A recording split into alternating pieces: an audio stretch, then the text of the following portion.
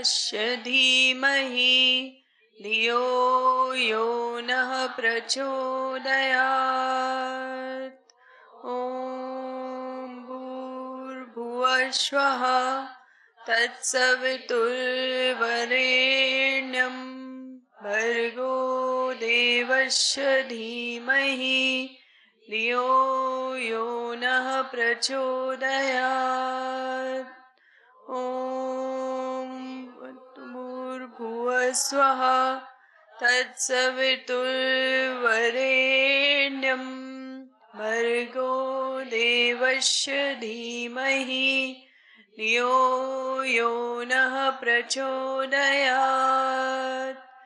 ॐ त्र्यम्बकं यजामहे सुगन्धिं पुष्टिवर्धनम् उर्वारुकमिव बन्धनान् मृत्योर्मोक्षीयमामृतात्।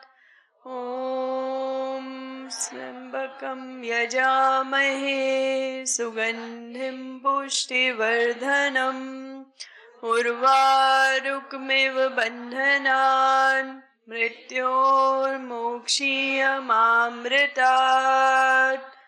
ॐ त्र्यम्बकं यजामहे सुगन्धिं पुष्टिवर्धनम् उर्वारुकमिव बन्धनान् मृत्योर्मोक्षीयमामृतात्।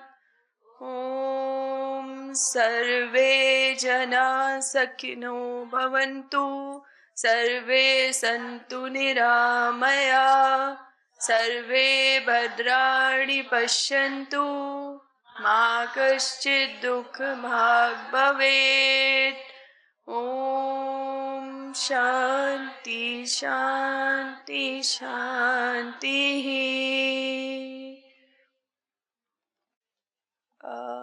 My self doctor Manisha Karnataka.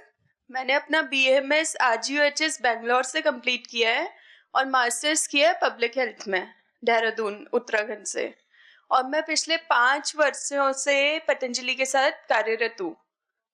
ठीक है, पतंजलि वेलनेस फेज 2 में।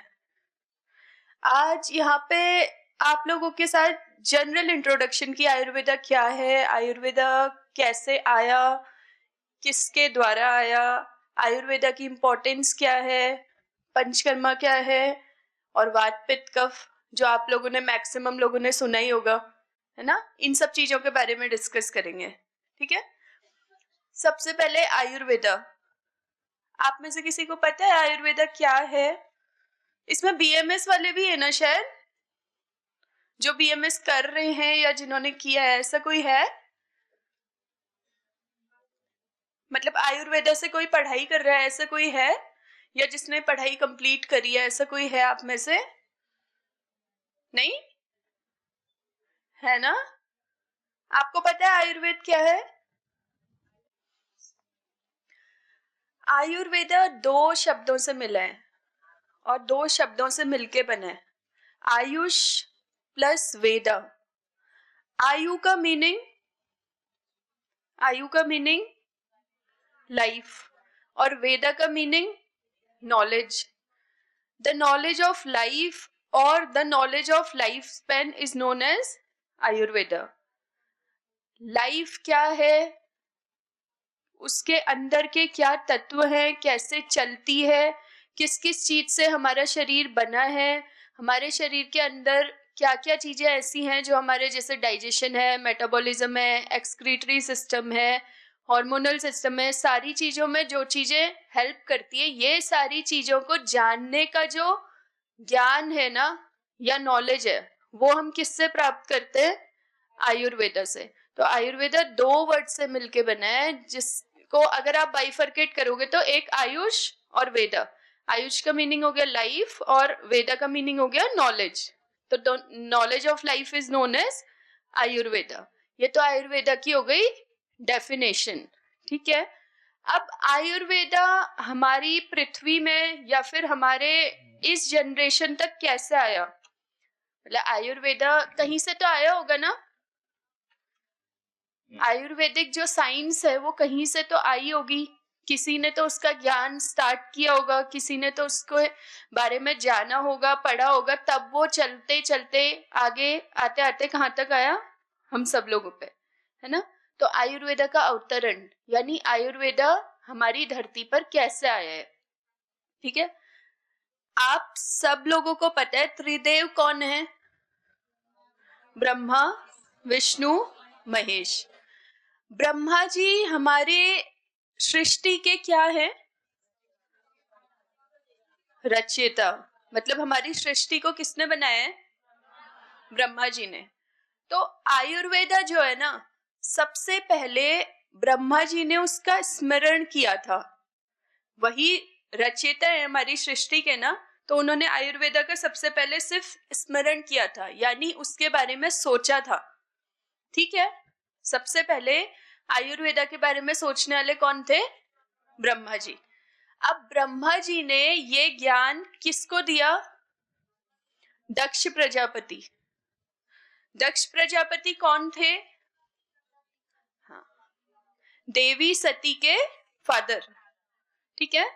देवी सती यानी कि महादेव की वाइफ देवी सती, उनके फादर कौन है, दक्ष प्रजापति।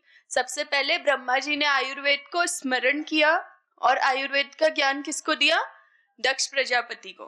फिर दक्ष प्रजापति से यह ज्ञान किसे प्राप्त हुआ, अश्विनी कुमार। अश्विनी कुमार से ना दो लोग हैं। अश्विनी कुमार उस युग के सर्जन थे। सर्जन पता है ना, सर्जरी वगैरह जो करते हैं, है ना, डॉक्टर्स जो सर्जरी करते हैं, जिनकी सर्जरी में स्पेशलाइजेशन होती है। तो उस टाइम पे अश्विनी कुमारस दो भाई हैं उनको, ठीक है। ब्रह्मा जी से दक्ष प्रजापति, दक्ष प्रजापति से अश्विनी कुमार, अश्विनी कुमार से यह ज्ञान किसको गया, इंद्रदेव, ठीक है। ब्रह्मा जी से दक्ष प्रजापति, दक्ष प्रजापति ने यह ज्ञान यानी कि आयुर्वेद का ज्ञान किसे दिया, अश्विनी कुमार। अश्विनी कुमारों से यह ज्ञान किसको गया, इंद्र। इंद्र से यह ज्ञान किसे गया, अगर आप चरक के अकॉर्डिंग जाओगे तो इंद्र से यह ज्ञान गया ऋषि भारद्वाज को, ठीक है। और ऋषि भारद्वाज से यह ज्ञान किसको गया, आत्रेय पुनर्वसु। आत्रेय पुनर्वसु।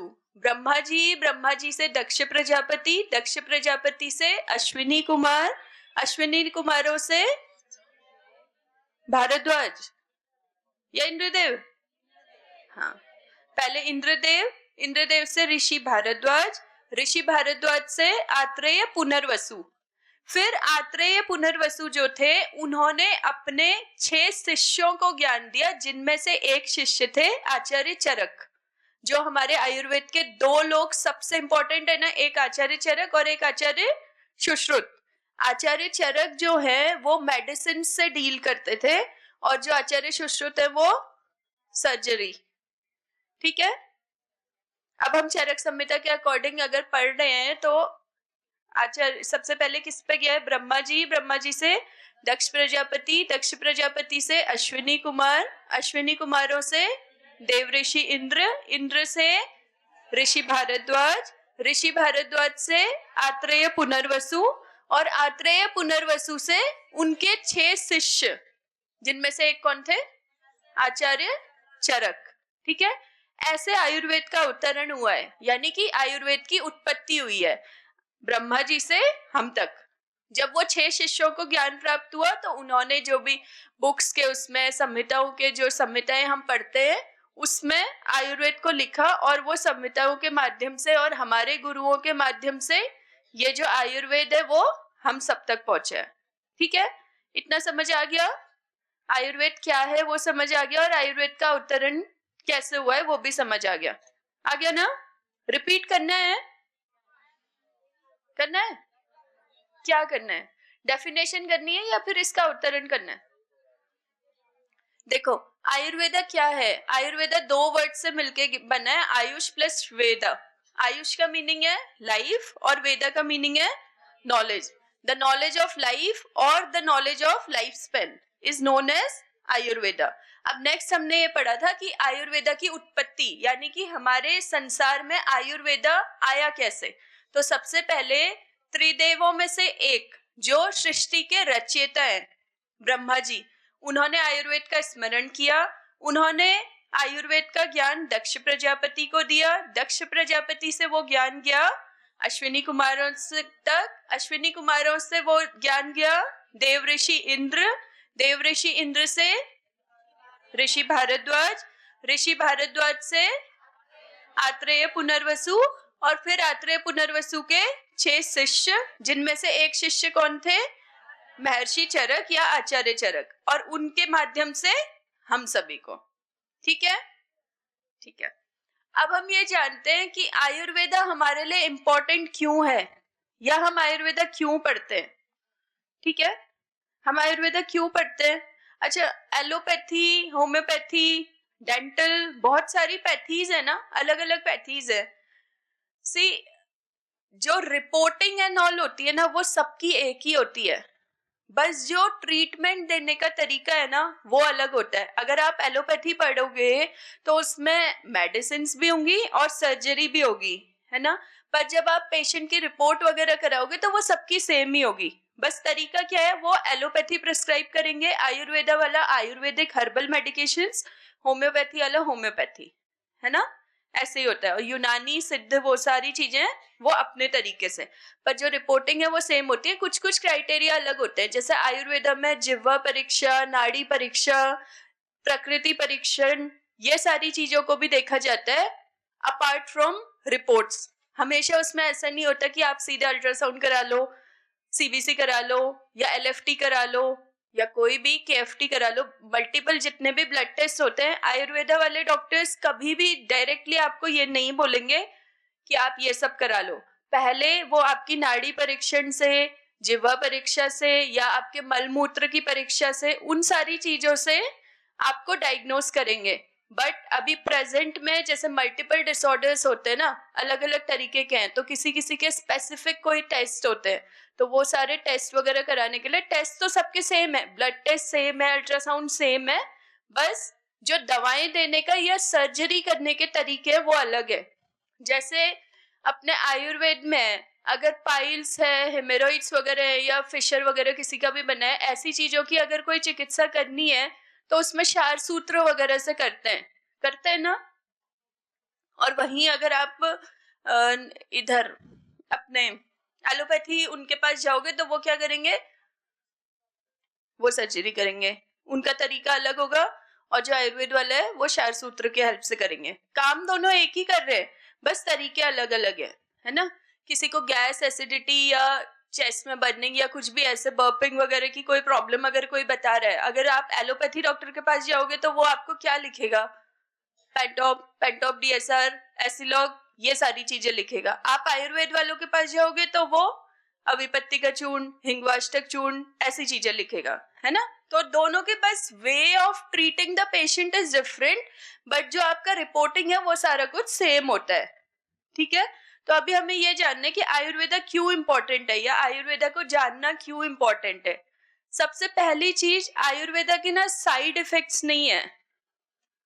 आयुर्वेदा के कोई भी साइड इफेक्ट्स नहीं है, क्योंकि आयुर्वेदा की जो भी मेडिकेशंस है ना, वो हर्बल चीजों से बनती है, नेचुरल चीजों से बनती है।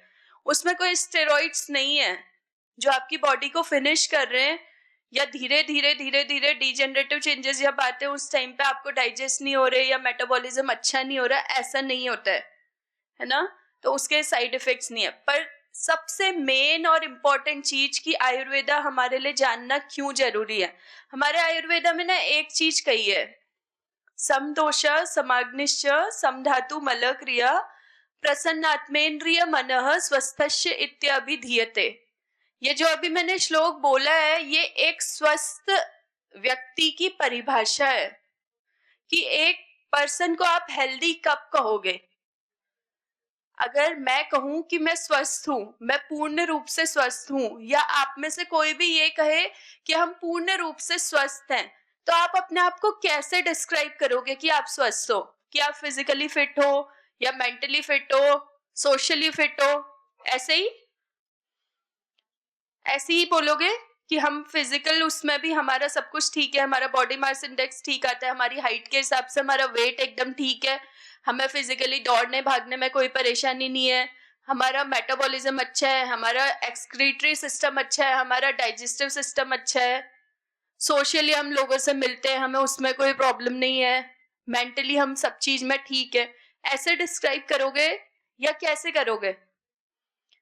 बताएगा आप में से कोई कि आप कैसे कहोगे कि आप स्वस्थ हो, या फिर आप कैसे कहोगे कि आप अस्वस्थ हो?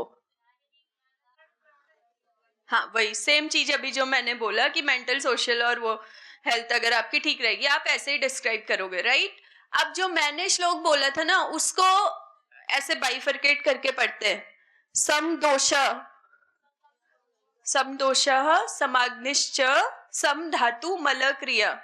हमारे आयुर्वेद में कुछ चीजें हैं और वही सेम चीजें और साइंस में भी हैं, बस उनके नाम अलग है, ठीक है? सम दोष, दोष कितने होते हैं? 3, वात, पित्त, कफ, ठीक है? ये क्या है? दोष। समाग्निश्च, अग्नि कितने टाइप्स की होती है? 13, 13 टाइप्स की अग्नि। सम धातु, धातुएं कितनी होती हैं? 7। मल क्रिया, मल कितने टाइप के होते हैं? 3, ठीक है? समदोष, समाग्निश्च, समधातु, मल क्रिया। धातुएं 7, मल और दोष 3 और अग्नि 13, ठीक है? दोष और मल 3, ऐसे याद रखना। दोष और मल होते हैं 3, उसके आगे 1 लगा दोगे यानी 13, तो वो बन जाएंगी अग्नियां। मतलब अग्नियां होती हैं 13 टाइप्स की। और अब बचा क्या? धातु। धातु कितने हैं? 7, ठीक है?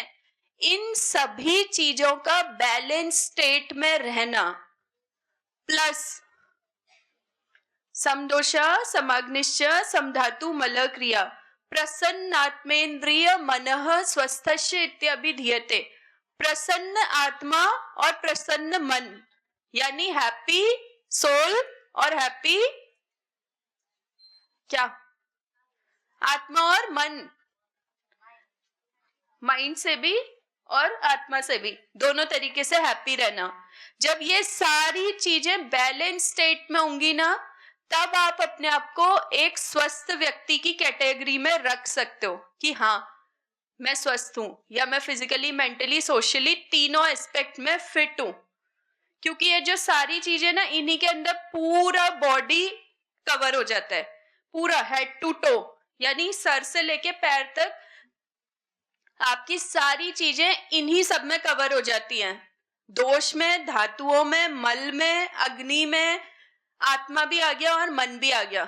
इन सारी चीजों में हमारी पूरी बॉडी कवर हो जा रही है ना, तो इन सब का अगर बैलेंस स्टेट रहेगा, मतलब सब अपनी अपनी जगहों पे अच्छे से कार्य कर रहे होंगे, तभी एक इंसान अपने आप को स्वस्थ कह सकता है। अदरवाइज वो किसी ना किसी एस्पेक्ट से फिजिकली या मेंटली या सोशली अनफिट है।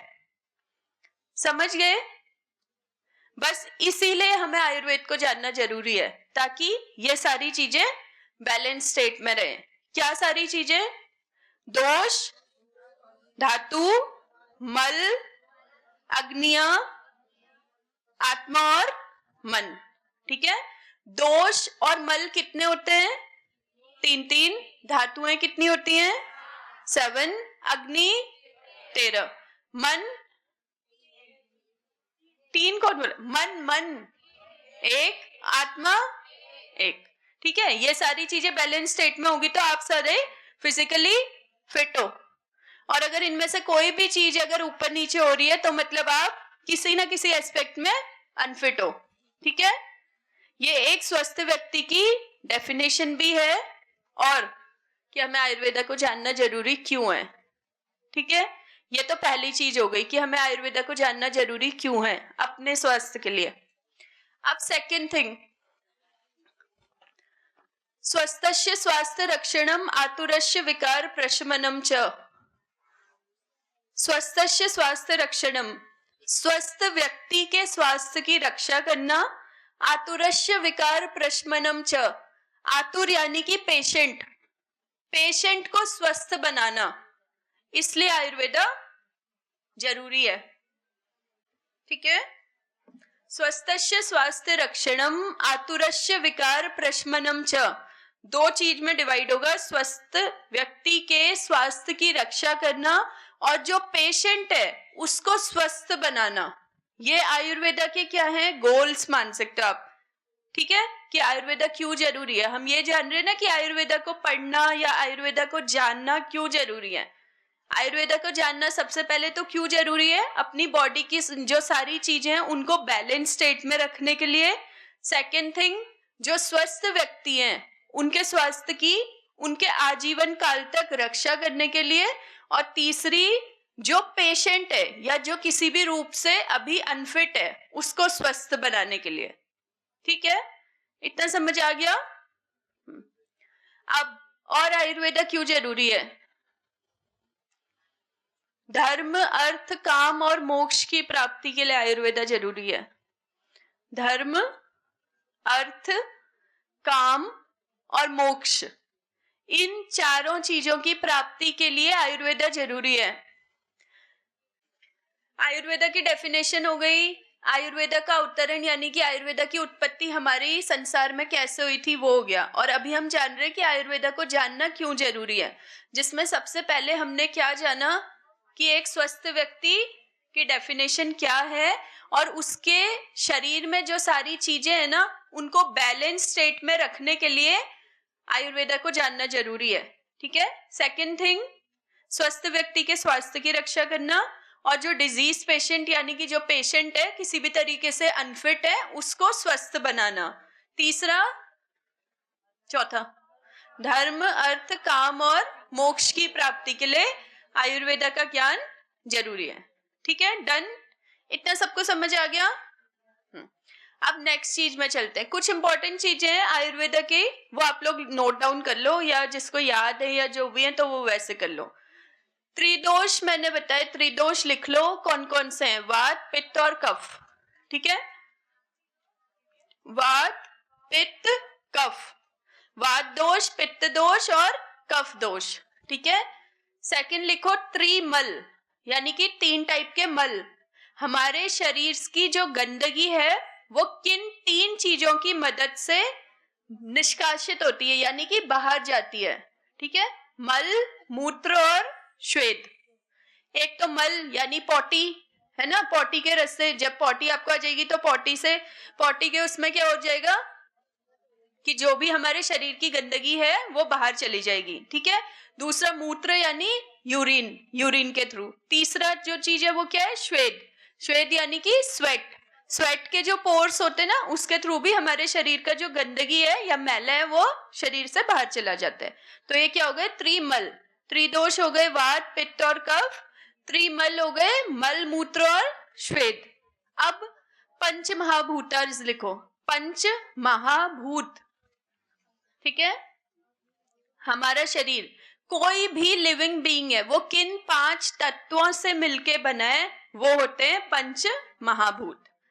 हमारा शरीर या फिर कोई भी एक जीव है ना जिसके अंदर प्राण है, मतलब लाइफ है, चाहे वो एनिमल्स हो चाहे वो हम हो, जिनके अंदर भी प्राण है, वो किन 5 तत्वों से मिलके बना हुआ है, वो है पंच महाभूत।